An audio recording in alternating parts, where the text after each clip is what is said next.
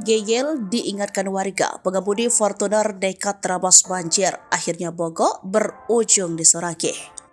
Aksi nekat pengendara mobil Toyota Fortuner menerabas banjir di Dayakolot, Kabupaten Bandung.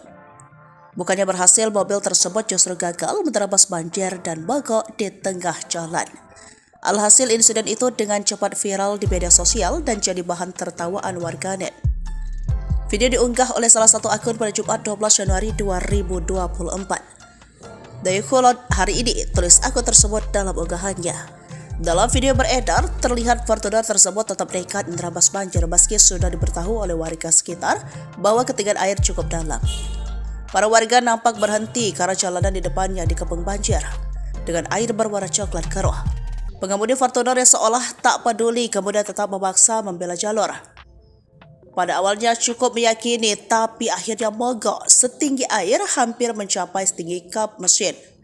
Warga setempat berada di lokasi langsung menyoraki mobil itu. Sementara mobil tersebut nampak terhenti di suatu titik di depan minimarket. Hingga artikel ini ditulis Minggu 14 Januari 2024, video tersebut telah dilihat sebanyak 1 juta kali.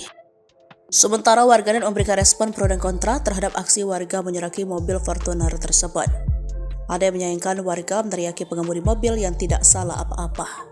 Lalu ada pula yang beranggapan bahwa warga bermaksud mengingatkan pengendara tersebut agar tidak mengalami mogok di tengah jalan.